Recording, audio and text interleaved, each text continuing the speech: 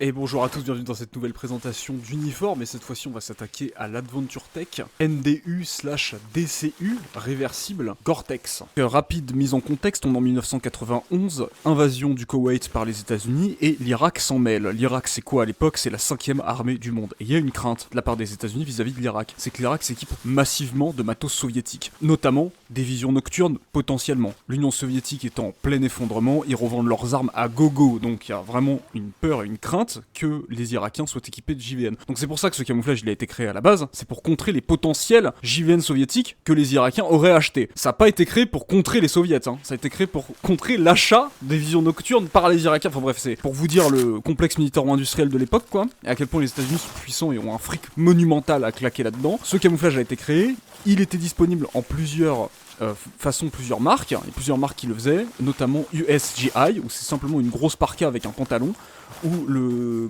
dessous est vert. Tout simplement, c'était juste à enfiler par-dessus dès que la nuit tombait. Et Adventure Tech aussi qui l'a fait. Adventure Tech ont pris les devants de faire une version réversible pour pouvoir être utilisée aussi pleine journée avec le bon camouflage. Adventure Tech étant la branche civile de Proper, Proper étant le fournisseur d'uniformes de l'armée américaine à l'époque, et même c'est encore le cas d'ailleurs actuellement, ils proposent donc une Gore-Tex à la base pour le civil. Donc la Gore-Tex que vous voyez là, que je vous présente, à la base c'est une version qui existe dans le civil.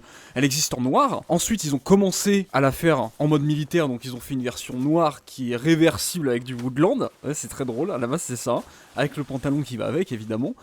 Puis Woodland DCU, et enfin celle qui nous intéresse, DCU NDU.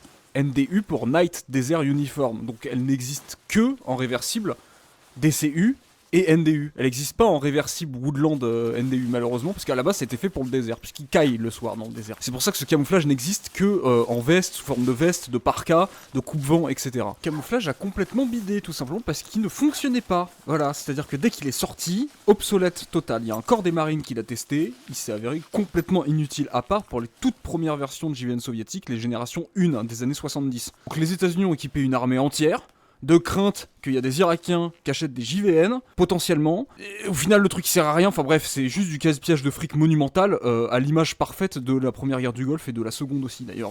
L'invasion en 2003, c'était pareil. Ce camouflage est donc devenu une blague en fait, tout simplement. Le camouflage qui sert à rien avec une armée entière qui a été équipée. Le camouflage inutile. Jusqu'en 2017-2018, dans lequel il y a des forces spéciales. Il y a des leaks de photos de forces spéciales qui l'ont utilisé, donc en 2003 en Irak, et en Afghanistan en 2008 à peu près. Et là, ça a explosé, il y a eu une hype monumentale sur le camo, et les prix ont complètement explosé. Beaucoup de youtubeurs à armes à feu qui commencent à le porter, le flat range, vous savez les stands de tir américains qui sont plats, tout simplement comme son nom l'indique, où ils sont tous équipés avec du vrai matos et ils tirent sur un stand de tir, mais ils sont tous équipés avec du vrai matos, ça explose complètement, cette veste elle devient vraiment à la mode, il y a un phénomène de mode monumental et c'est pareil pour l'airsoft. Donc on se retrouve avec un ensemble qui avant hype coûtait 70$, 70$, il y a une vidéo d'un Canadien, d'accord, qui montrait cet ensemble comme le meilleur ensemble pour débuter. Voilà, parce que en Amérique du Nord, les camos et les équipes en airsoft sont séparés en camp beige contre camp vert. Donc vous vous doutez bien que cette veste elle est parfaite en fait. Ça vous fait les deux tenues en même temps. Il l'a présenté comme un truc budget, tu vois, parfait pour débuter, etc. Aujourd'hui la veste seule c'est 400 balles. Voilà. Pour vous dire la dinguerie à quel point ça a spéculé, à quel point ça a explosé le prix quoi. Juste parce qu'il y a 5 photos de forces spéciales qu'on liquait. C'est une dinguerie. Donc on est parti pour la présentation de la veste. Donc c'est une veste, en fait c'est une veste type Gore-Tex, donc pour ceux qui connaissent c'est un vêtement de pluie tout simplement. Extrêmement efficace, qui fonctionne très bien. Elle n'a pas perdu de son côté hydrophobe, elle date de 2001. J'ai une étiquette dessus, c'est marqué 2001, donc elle commence à dater, qui est très facilement réversible comme vous pouvez le constater en quelques secondes c'est fait quoi.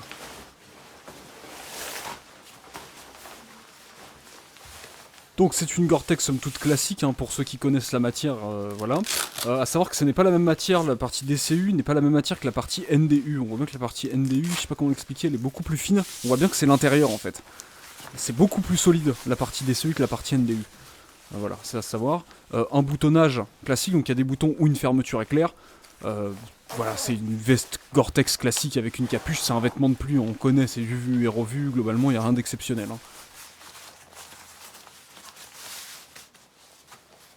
Sur la partie DCU, il y a deux poches sur chaque côté, donc ces poches-là qui sont identiques, qui ne sont pas dans la partie NDU d'ailleurs. C'est ça qui est drôle, c'est que vraiment la partie NDU, la seule poche qui va sortir, c'est une poche au niveau du torse, et on voit bien que c'est une poche interne. Je vais essayer de vous montrer ça juste après. Donc voilà, deux poches toutes simples, la capuche, Pareil, toute simple, avec un profil, justement pour porter ça avec une casquette ou autre et pas l'avoir dans la gueule. Enfin, un profil classique en fait de capuche jusqu'ici, rien d'extraordinaire. Elle est un peu plus large la capuche quand même, donc ça permet de la porter avec une casquette. Et c'est beaucoup plus agréable avec une casquette parce que sinon quand tu tournes ta tête, en fait, la capuche ne tourne pas avec ta tête. Donc mettez une casquette hein, si jamais vous mettez la capuche. Mais voilà, globalement, il y a des cordons au niveau de la capuche classique si vous voulez la serrer à fond. Comme d'ailleurs, il y a des cordons sur le bas pour serrer au niveau de la taille. La partie NDU, encore plus simple parce qu'on voit bien que c'est l'intérieur de la veste. Avec justement, donc tout est réversible. Hein. La fermeture éclair, tu peux la retourner, etc. Il y a des velcro aussi au niveau du poignet, comme la partie des CU. Enfin, c'est ça qui fait plaisir. Par contre, on peut voir que la poche torse, on voit que c'est une poche interne à la base et on sent bien, surtout sur la matière, qu'elle est beaucoup plus fragile, comme je l'ai dit tout à l'heure, la partie NDU, que la partie DCU. Alors, on sent bien que c'est quand même l'interne et que c'est quand même pour dépanner, quoi. C'est quand même pour retourner à la dernière minute. Oh, il fait nuit, tiens, puis tu retournes la veste. C'est parti. On voit bien que ça n'a pas été étudié et c'est pas de la même solidité que la partie désert.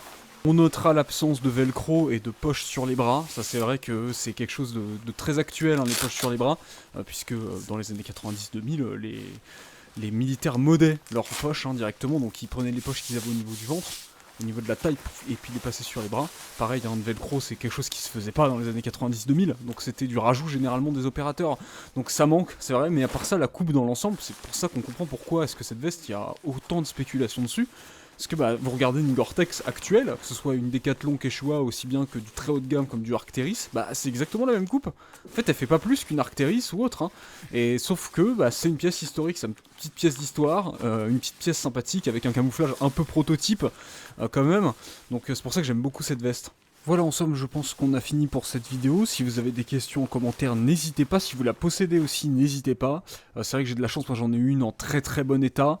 Voilà, donc c'est une taille M pour info, sa taille assez large, c'est un par-dessus en même temps.